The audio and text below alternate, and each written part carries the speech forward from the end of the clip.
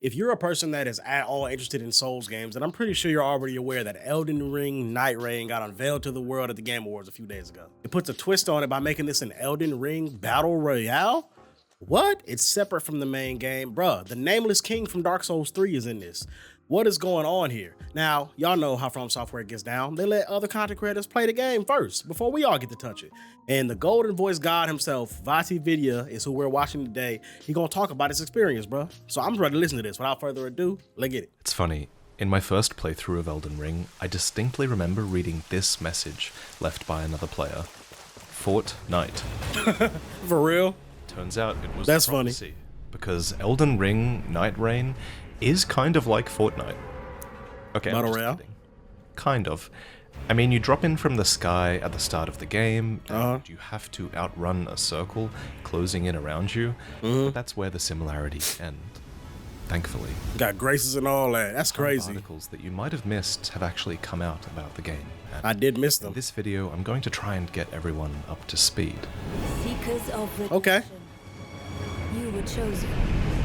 This game is gonna be so fun to play, bro. Like, did you see that you could run up walls and all From that? Software has actually never done anything like this before. They've spun off the Elden Ring IP in a way that they think justifies a standalone Elden Ring title that you'll be able to purchase and play sometime in 2025. Yeah, It will exist in complete isolation from your other copy of the game. that's In a fire. phrase, Nightreign is a PvE co-op survival roguelike souls-like with some battle royale and extraction elements as well. Can I just say, don't that sound so fun, bro? Like, just a quick little thing where you drop in with no gear, probably no armor or whatever, I don't know, but you just drop in bare, you know, and then you run around, defeat a couple enemies, pick up the armor, put it on. Maybe a strong enemy or a boss shows up, you kill that boss, and then you get their weapon and armor. Like, and you just put it on and you just keep going, bro. And like, you just see if you can make it to the, it's a roguelike. I love roguelikes, bro. So we got a roguelike, but like in its fullest form with Elden Ring mechanics, new mechanics that aren't even in the base Elden Ring. This is gonna be amazing as long as they do it right, dog. I can't wait. I'm glad it's not a traditional battle royale like PvP, because that would just get toxic as hell. PvE, oh no, PvE, just PvE. But co-op though is good enough. It's fire. And, Great idea. you know, that sentence tells you everything and nothing at the same time, so let's break it down. I'm normally the kind of person that doesn't like to, I just gotta pause real quick because I don't want to talk over VaatiVidya. I'm the kind of person that likes to not look at content when a game is about to come out because I want to be surprised by all the content when I actually play it. But this is one of those situations. I want to know everything. I'm not like that with all my games, but this is one of those games. I want to know everything, bro. Anything that comes out, I'm watching it. I'm looking at it. I want to see it all, bro. I want to see it all. Maybe I'll change my mind once I see the, you know, the basic gameplay. To the We'll see, though. journalists who have played a demo of the game and written about it, I'm going to try and walk you through a typical Nightreign session from beginning to end. Okay. Starting with the selection of your character. Okay. In Nightreign, you don't create your own character from scratch. Right. Rather, you'll be picking from a selection of 8 preset Nightfarers. Oh. With their own strengths, weaknesses, abilities, and ultimates. And these okay. characters form the foundation upon which you'll build, collecting different weapons and buffs within each session. So you don't drop in naked. Character unique. Okay. To start, this is Wilder, and they're the titular character of Nightreign. They'll always start with this large longsword equipped, but what's way more important than this character's weapon is their ability and their ultimate. Their Ultimate. ability is the claw shot. It's a grappling hook that can pull you towards enemies or away from them. Yeah. To use an ability, apparently you hold down Y or triangle in conjunction with one of the controller triggers. And Right. assumedly, the other trigger is used to activate your character's ultimate attack, which, in the case of Wilder, is an explosive attack that you charge up at close range for massive damage. So each character is defined by their ability and their ultimate, Passive but trait, another thing ability. tied to the character that you choose appears to be the stats that each character favors. Okay, so and that's the reason why they wanted to make it co-op, because it is going to push you more towards running through with friends. It's like, okay, you might have to have you know, the holy trinity, you know, roles. Like, you know, you have the DPS, your tank, and your healer. You might have to do some of that. to get the most out of this mode. You know what I'm saying? If you got a DPS tank and even though everyone's gonna be dealing damage, y'all get what I'm saying. You got DPS tank healer, y'all can probably maximize, you know, your running through and making sure you get as far as possible before dying and having to start over. 8 different characters. That's a lot. Like that's a good amount right there. Passive traits like sidestep, dodge. Wonder what that's about. Unique ability, wildest claw shot. And again, he already explained the claw shot and explosive shot, but then some of the players have higher HP, which is why, you know, tanks. But it don't sound like this dude's a tank. So I don't know. It's gonna be interesting, bro. Like the range class that ain't really gonna have that much health, but they can hit you from range, and it's gonna be cold, bro. I think it is. While you can level I'm optimistic about this. PC Gamer notes that some characters will still always have more health than others, for example. On that note, the Guardian is best suited as the tank for the group. Yeah. They have high HP as well as a passive that favors the usage of shields. Okay. Their ability is this whirlwind attack that interrupts enemies so that your teammates can have a moment to shine. Yeah. Their ultimate ability is Wings of Salvation. Eee. Crazy dive bomb attack that looks crazy. Raises nearby ally defenses and also gives you the option to endure enemy attacks. Okay, so there's gonna be passive buffs that get applied to your teammates when you do certain things too. Yo, this is gonna be one of those things where you're gonna have to play it by yourself sometimes because, you know, you just might not have friends available. But the ultimate experience with this is definitely gonna be with friends, bro. Oh, I can't wait. For a limited time. I don't want to pause it too much, but I'll be having stuff to say. There's the Duchess, who's another favorite character of many who played. They have a Bloodborne sidestep dodge, and they also have an ability that reapplies damage done by you and your teammates in the last few seconds. So you can basically double any damage done within that period of time. Wow! Their ultimate ability cloaks you and nearby teammates, enhancing your stealth and allowing you to make a quick getaway. Okay. The Recluse is the mage of the group, and their passive ability allows them to acquire FP whenever an enemy is slain.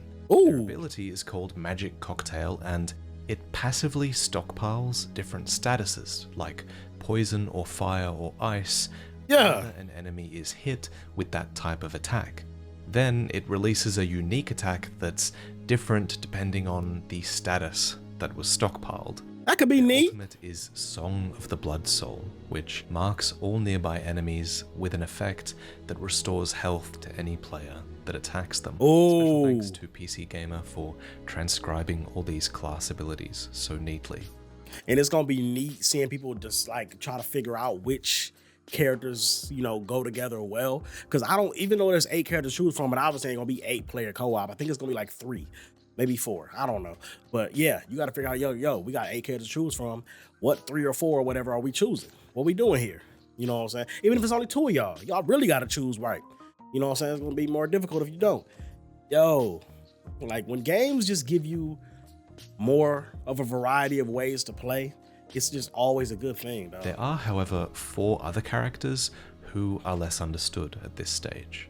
But question mark. I think I've been able to puzzle out a few based on the trailer footage and other interviews. We got a range fighter. For example, is an archer character who apparently has a sort of third-person aiming mode that's unique to them. Damn. We see them summoning a spectral hawk. Ooh. They can do that because they're standing next to a spectral tree. Oh, so everyone's gonna be able to do that. Right. This obviously allows you to navigate the terrain in a certain direction for a set amount of time, and From Software thinks this will give you some versatility in how you decide to navigate the map. Okay. Situations. That's nice. Speaking of spirits, another character is apparently meant to So there's not a set path all the time. Spiritual companion, and a summoner? What I can see in the trailer, I don't think this character has been shown at all. Next, there's a character that has an innate deflect mechanic. Ooh! Not unlike the deflect buff that's given by the deflecting heart. We playing Sekiro? The Erd Tree. I'm probably the most excited. Oh my god. Character. Lastly, IGN notes that there's a character able to raise slabs of rock out of the earth, and I think that's the character that we see here. And right Let there. me know in the comments which characters you'll be picking. I think there's I don't also know more yet, bro. Strategy to be had in the interplay between different character abilities, and which group composition will be most optimal is definitely an interesting question. Yep, like I said, deciding which ones go together best, that's gonna be, you know, a thing you got to figure out. Also, man, I'm gonna be one of the people, I'm not gonna main just one type every time, bro. I'm gonna be switching it up, mixing it up, doing it up. That's the fun way to do it when you playing roguelikes, bro. You gotta switch it up every time. Don't just use the same character every time. I don't know if there's like, I mean, I'm pretty sure there's gonna be like a legitimate end to it. Like you can beat a run and then, you know, keep bonuses and stuff that play over, maybe. I don't know. But you gotta beat a run with every character, bro. You gotta at least try. As well. So, in addition to enabling you to jump into games easily with these characters, From Software also wanted to make characters like this because each of them has their own unique storyline and backstory that will become uncovered as you play. Okay. After selecting your character, you spawn in at the Round Table Hold, Ooh, which returns from Elden Ring. that's Here, nice. the characters you didn't choose will be able to be interacted with. And here you can customize each character in ways that we'll get to a little bit later. Oh, okay, Now, okay. Let's explain what happens after you jump into a session, Let's go. which you can either do alone or with two others by your side. Okay, so we got confirmations. One, I was gonna say, is it even gonna be possible to play this single player? Even though I kind of alluded to it earlier. Yeah, it is. We just got confirmation. Also, another confirmation, it is 3 players. So out of the 8 players you choose, you only get 3. You know what I'm saying? And if you got only one other friend, you only get 2. So you have to figure out them synergies, bro. Note that the password system is returning if you want to play with friends, but playing with randoms is also possible. Okay. And you'll have to be on the same platform as anyone else you want to play with. Play with randoms, and this might actually be fun, though, to be honest. I ain't gonna lie to you. That could actually be fun. Y'all both running around, figuring out what to do next and stuff. Trying to beat a run together. The session takes place over 3 in-game days, provided you can stay alive that long. Yeah. And apparently, each 15-minute long day starts like this, with you 45-minute diving sessions? down from a spectral bird If you finish. into a land called Limveld. Limveld, according to From Software, is an alternate reality to the Limgrave we explored in Elden Ring. Okay. It comes across as this distorted reality, with recognizable elements from Limgrave that will be jumbled up with every new session you create. And on top of this, What? FromSoft notes that some versions of Limveld will be drastically different from others. Bro, so you're telling me it's gonna be procedurally generated, bro? Every time you boot up, it's gonna be a different layout, different creatures in different areas. I mean, that's the best way to do a roguelike, but they actually are doing that, bro. So that feeling you got when you ran into the tree signal when you first started Elden Ring, bro, you might get that. You might run into a boss right away. You also might not. I don't know, bro. It's sounding more and more like it could be some hot fire. I'm trying to tell y'all, dog. I can't wait to play it, bro. Then it might be, I don't know if this is supposed to be that alternate version of Limveld that he was talking about right here on the screen. But if it is, that's crazy. You might just get this version sometimes. It probably ain't, though. With meteoric impacts and swamps and forests of rot and active volcanoes that all diversify the landscapes and offer new threats for you to overcome.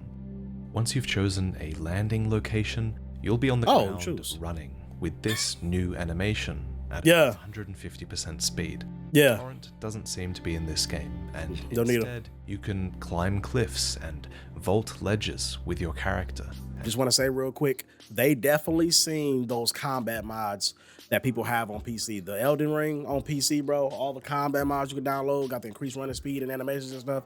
They definitely seen that. It was like, all right, bro, we're going to do you one better. They had to have, bro. You can use your new powerful abilities to kill enemies and power up your character even more as quickly as possible. That was fire. Because each day only lasts 15 minutes, and when night falls, the map will shrink as the night's tide comes closing in. So that's what it is. Apparently, you start each run pretty vulnerable at level 1, but before long, PC Gamer notes that many enemies quickly become akin to nothing more than trash mobs.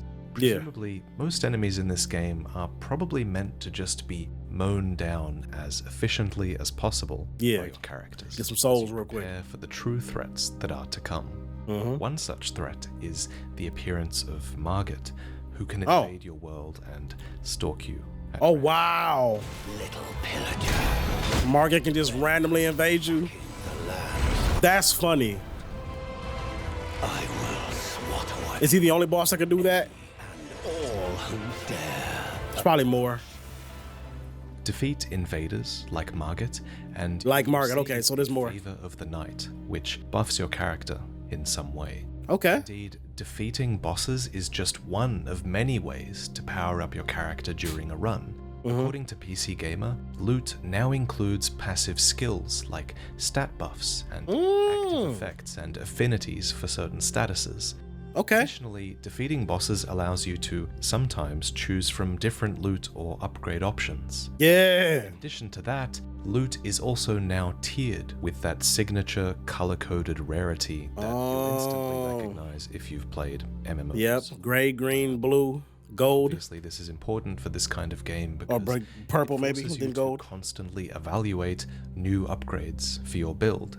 I like the idea of a tier system for Me too. weapons in this game because it adds variety to your playthroughs. For example, if you don't like using a longsword generally, but then you find a longsword that's like a really high rarity, all of a sudden you're evaluating that weapon in a different light, Yep. and it might actually be worth using and getting out of your comfort zone. Yeah, because a lot of us in Elden Ring, like some of y'all might be the kind of people that use a big variety of weapons, but a lot of us find a weapon and kind of stick to it, or we find a weapon type and stick to it, only ever changing if we find a version of that weapon or a type the same as that weapon that's stronger than what we have, to the point where it's like, yeah, I might as well switch. I'm holding myself to not switch. But yeah, this gonna make it so you're gonna have a different weapon every time you do a run, bro. Like, I don't really use the big heavy weapons like great clubs and great axes, but guess what? You're gonna use a great axe. You gonna use a great axe today?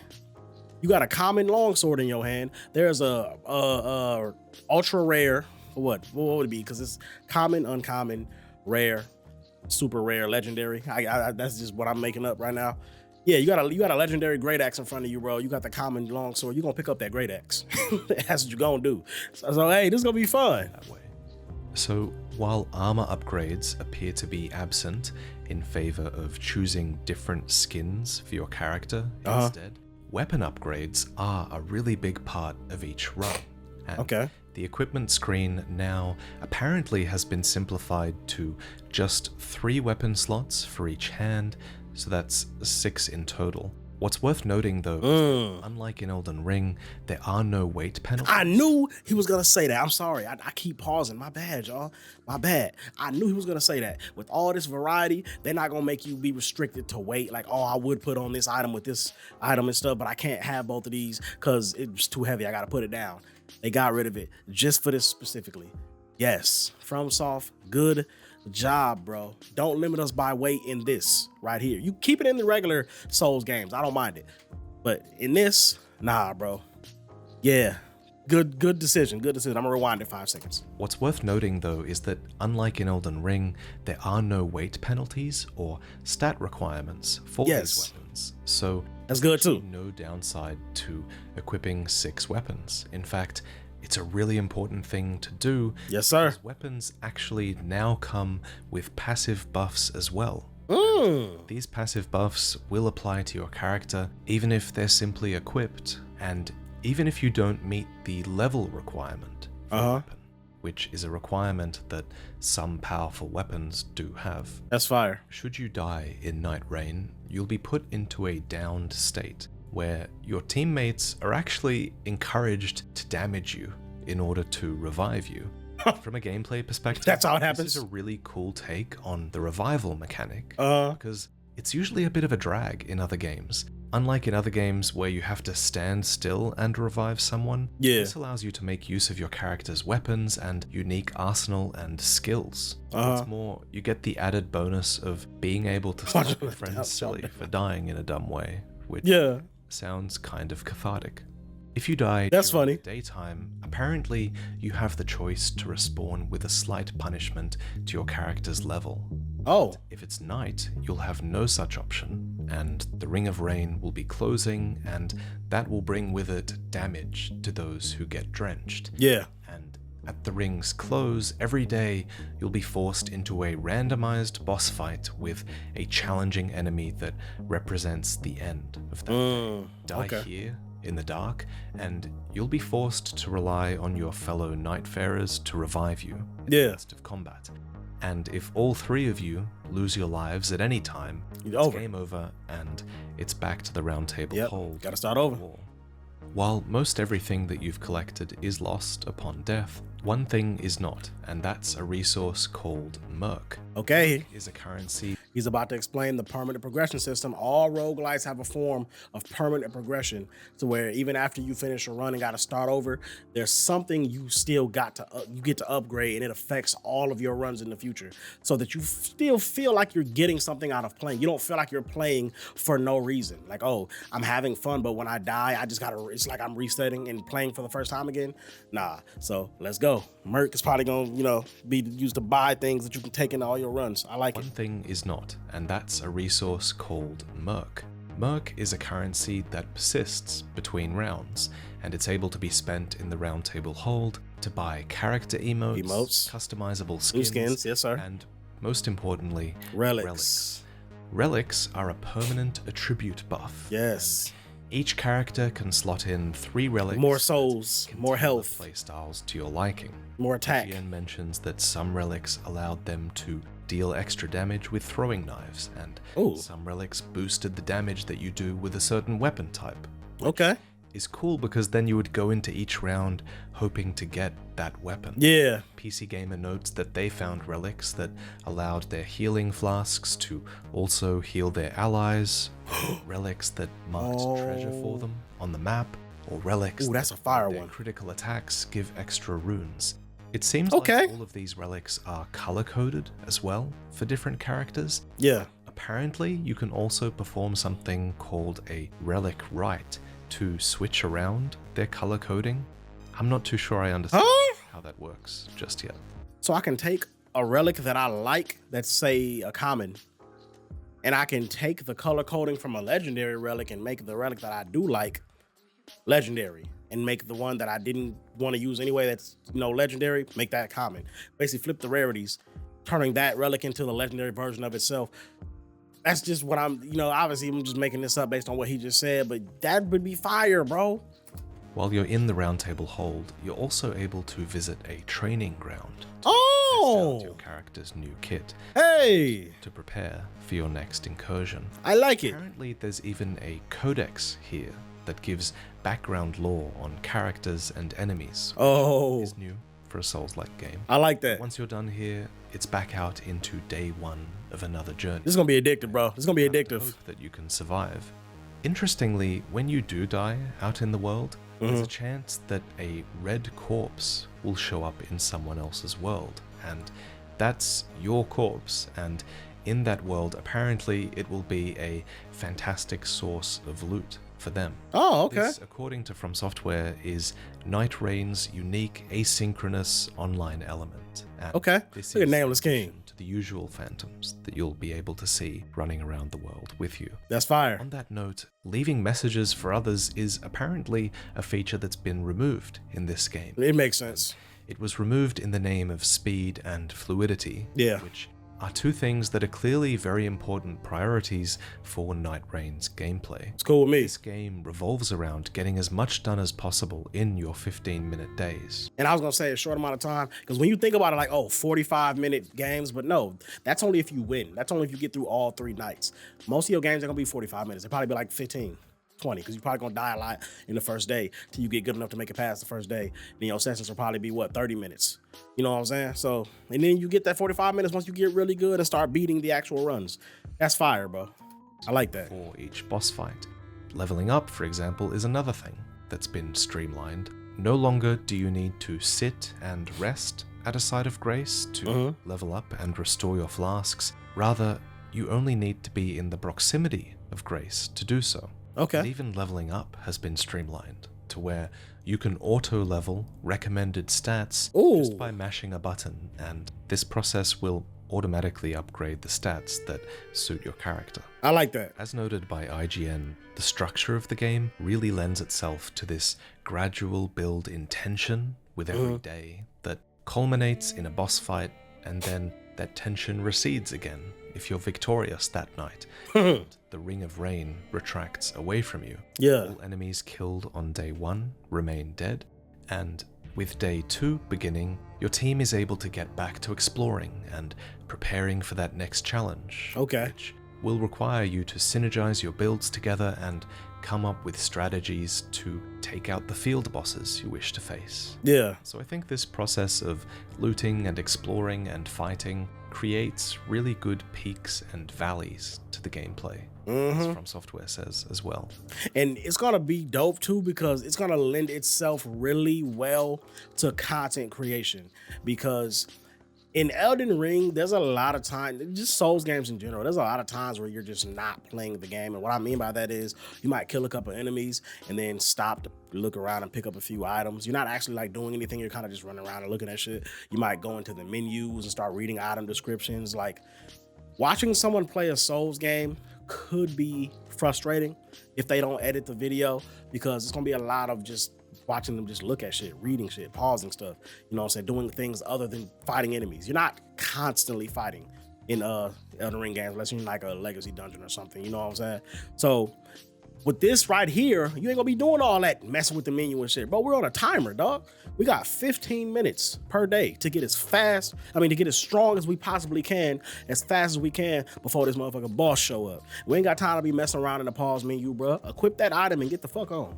But that's gonna be dope for content creation. It's gonna make, you know, watching people play this more watchable, because they ain't gonna be spending all damn day in the menus. They better not anyway, or else, you know, they gonna suffer for it. And they believe that this will condense the experience of Elden Ring, fitting exploration and character building and discovery and challenge into just one short play session. I like that. At the culmination of the 3rd day, you'll face the Night Lord, or rather, you'll face one of 8 chosen Night Lords that you would have set out to kill when you first left Round Table Hold. Okay. According to the game's director, these final bosses will be gradually unlocked as you progress, and I assume each Night Lord will be harder and harder in difficulty as well. One Night Lord that we've had a glimpse of already. Oh, this is one? Gladius, and they're a hound that is capable of splitting into 3 wolves, which suddenly will require your team to use their abilities and contain the situation and just fight 3 enemies at once. There's 3 of y'all and there's 3 wolves. Well, everybody gets dolo. Be designed for the co-op experience. The Centipede Demon is another example, as their body parts can fall off and fight independently of the boss, which will keep your teammates busy. That's the whole crazy. thing sounds like it will be a far cry from the co-op experience. Look at them jumping him, bro. Hey, forget Mog. He deserves this. In your whole Family Kamehameha. Town on one enemy who can only really focus on one of you at once. So I'm glad they're taking multiplayer. Melted his dumb ass. At a whole nother level this time. As for the game's replayability, some players have noted concerns with the variety of locations and the variety of bosses in their 4-hour play session. Though From Software was quick to reassure them that the full game will have a lot more variation to it.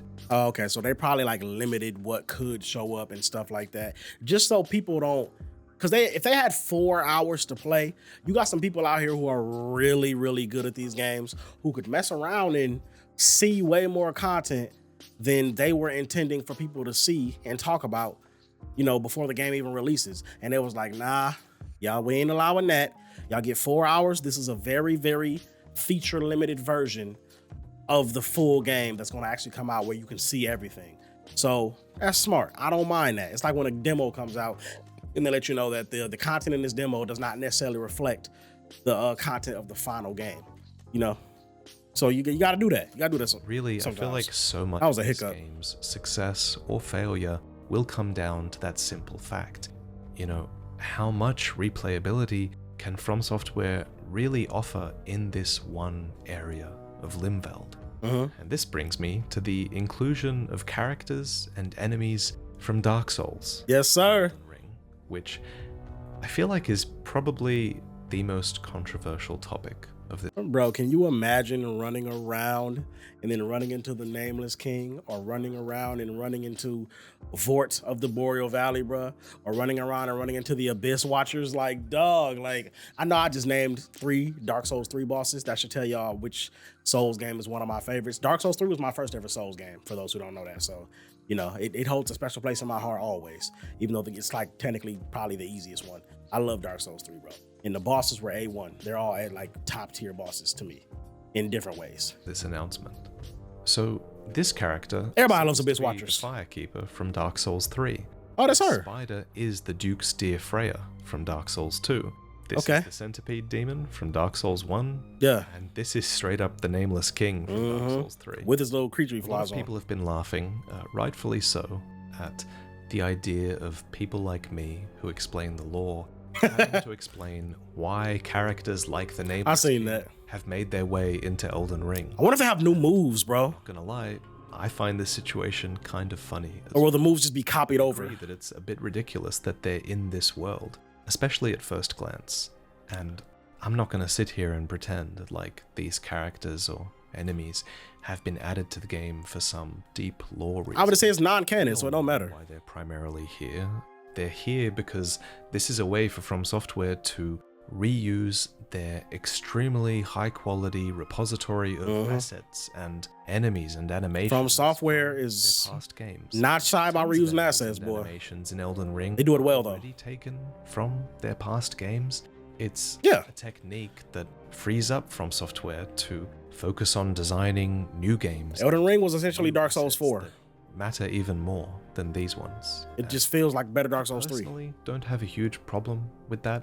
I think a lot of people would have a problem with this spin-off game existing instead of a new IP, but I guess cutting corners like this does allow them to focus their resources on new IPs. I mean, it's fine because you can also kind of look at this as like a glorified tech demo for mechanics they might employ in the future Elden Ring. Y'all know this game is gonna get a sequel one day. I don't know what it's gonna win, but you all know it's gonna get one. Come on, bro. Elden Ring, it was amazing. Blew up on the internet. Everybody and their mama and their grandsister and their granddaughter. Is grandsister a thing? Everybody was playing it, goddammit. You know what I'm saying? The game won Game of the Year over some good games that also could have won Game of the Year, but it took it. Like, dog, Elden Ring is too big and too good. The best-selling Souls title of all time so far from Software, or of all, probably just period. So yeah, man, they have to make a sequel. So when Elden Ring 2 comes out, some of the stuff that's in this might go in that. They might take that animation of how fast you run and just put that in there. They might add a sprint. I mean, there's already a sprint, but they might make the sprint like that. They might take some of the weapons and techniques you could do. You know what I'm saying? Like, they can definitely use these assets and animations and all the stuff you could do in Nightreign and put that in the Elden Ring sequel when it eventually comes out and just make it better. So, I personally don't really have a huge problem with it, although I don't know the extent to which they're taking bosses from Dark Souls, so Man, use them all. I don't care. there's still the risk that they could overdo this, in some people's eyes I don't especially. give a damn. Put them all in there. For a while there, I was really desperately trying to understand how the Hell universes no. of Dark Souls and Elden Ring could be conjoined in this way. At the end of Dark Souls, the painter does paint a new world, which could conceivably have been the world of Elden Ring. And what's also funny is that ages ago, George Martin stated that Elden Ring is a sequel to Dark Souls, I mean, many took to be a mistake Kinda. on his part, but in retrospect, that quote almost takes on new meaning. kind of like Dark Souls being a sequel to Demon The Souls. official Dark Souls Twitter account has acknowledged this overlap, Like it kind of is. and it notes that ancestral foes are appearing in this world and that they are remnants of a fire that once burned bright. Yeah. In an interview with Famitsu, the lore The first flame? suggests that these characters were drawn here from other worlds thanks to the influence of the Night Lord. While it's Okay. a bit cheesy to have this overlap between universes, these universes I don't give a overlapping damn. kind of make sense in the context of Nightreign, because this is a world that is in flux. Most importantly though, Nightreign in general I love that doesn't animation. seem to be connected to the canon of Elden Ring. Rather, the game's director has called the story completely separate and parallel to That's the world good. of Elden That's the Ring. best way to do it in this But situation. that doesn't mean we can't still enjoy the story of Nightreign, and it also doesn't mean that Nightreign won't teach us anything Hey, about the lore. the lore master himself, you know he gonna make If it's videos a on this. separate story, these events are still occurring in parallel to Elden Ring's canon, and thus they can still potentially offer context about Elden Ring's world. Okay. Content is a good example, like that's not canon, and yet it gives us context about the world and what the developers are thinking in regards to a lot of these characters and a lot of this lore. That's a good point. These shadowy titans, for example, could give us clues about the dead titans in the lands between. Oh. Night Lord could be related to the Nox, and they could be the Lord of Night that the Nox have been anticipating for eternity. True. Round Table Hold is likely in opposition to the Night Lord for good reason as well, and yeah, that's all valid lore. You get to meet the firekeeper in here. That's fire. I think. What I'm most looking forward to, though, are the character stories, because I think those stories will be good on their own. Yeah. So, all in all, I'm excited to see what the game's new director, Junya Ishizaki, cooks up here. This director has taken a risk doing something different with this project, and Yeah. I think it says a lot about the company that they'd trust a new director with a project like this that no one saw coming. Nobody. I'm excited to play it, and I'm excited to die in Limveld and have you guys pick up all the loot that I had on my lifeless corpse. Yeah, bro, because like we all know the sequel's coming eventually, and I thought maybe they'd do another DLC expansion, but the fact that they're making a whole separate standalone game with a whole different play style, nobody could have predicted that, dog, but they doing it, and from everything that I'm seeing and listening to him talk about right now, it sounds like I'm about to be all in. Can't wait. As for my personal thoughts on the game, I'll give those full thoughts when I get a chance to play. Ah, come on, The Vaati. reason I'm excited is because this solves the main problem I have with Elden Ring, and that's its replayability. In Elden Ring, once you roughly know where all the items are, replaying the game becomes a bit of a chore because it's just a matter of deciding on the best items for your build, and then you have to commit to this sometimes agonizing speedrun from one side of the map to the other, and there's so many places you ignore in the pursuit of that. I can see that. It's just harder to get lost and immersed in the world when you're replaying the game. Yeah, like when I first played Elden Ring, I know people that talk about being like not knowing where to go and needing a guide when they played Elden Ring, so it was annoying. Nah, bro, my first time playing Elden Ring, I got lost in the world. Like everywhere I went to, I just stumbled upon. I didn't use no guides, no nothing. Where do I go next? No. I was just standing there. What's over there? And I would just go. And then I would run into some stuff. And then when I finish over there, okay, let me just go in this direction. All right, I'm gonna go this, I'm gonna see what's over here. That's how I got through Elden Ring, just going in random directions. Now, I ain't gonna lie, eventually toward the end of the game, there's certain locations you have to go to keep to keep the story going so you can progress. So for progression purposes at that juncture, I did kind of like look up where to go next, kind of what guide me in the right direction. Not full on guides, but just like, where do I go next? Like, what do I gotta do? Type things. But at first, I ain't do that, bro. And yeah, replaying the game, you don't really get that. You can only get that one time. The same happened with Breath of the Wild when it first came out. I played nothing but Breath of the Wild for like 3 weeks straight. Getting lost in the world, I found everything by complete accident in that game. Just running through the world and bumping into stuff. But now, I wouldn't be able to do that again. I could play the game again, but I'm gonna need to know exactly where to go every time I'm just standing there. But with Nightreign, you can continuously get lost and immersed Yeah, in this just jump in. ever-changing world with ever-changing builds, and I think that's the experience of playing a Souls-like for the first time. Nightreign speedruns are gonna be You'll dope. love, and if this game succeeds, I think it will be because it nails that feeling of playing a Souls-like game for the first time and not really knowing where to go. Yeah.